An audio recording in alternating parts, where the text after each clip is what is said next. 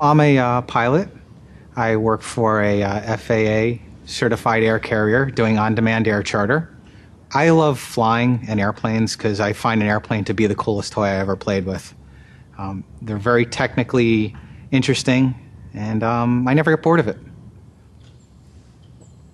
I started feeling pain in my right elbow, and occasionally it would radiate down through my arm.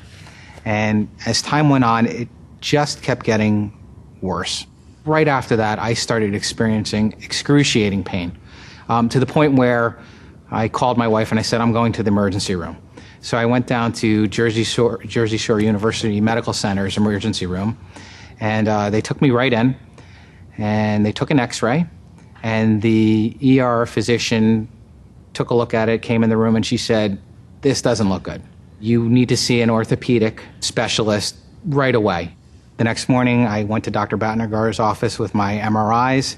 He introduced himself really quick, then he went and looked at my film, and he walked in and he said, I normally don't say this, but you need surgery. Because we normally try something else first, but this is the only thing that's going to do it is surgery. We may be able to alleviate your pain, but it won't fix it. Watching Dr. Batnagar and listening to him, I had no doubt that he knew he could do the surgery. Like, he seemed confident to me that he had it. I went in for the surgery, and the doctor did I believe it's called an anterior cervical discectomy with fusion. I know other people have had this surgery, including one of my friends who told me it took 6 months of rehab before he could walk right again after the same surgery. In my case, about a week after the surgery, I was not only walking around, but I actually snuck into work one day.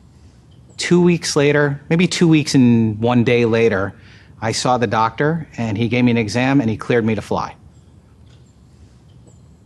I felt so much better after this surgery than I've felt in years. And I didn't know I had a problem 3 months before.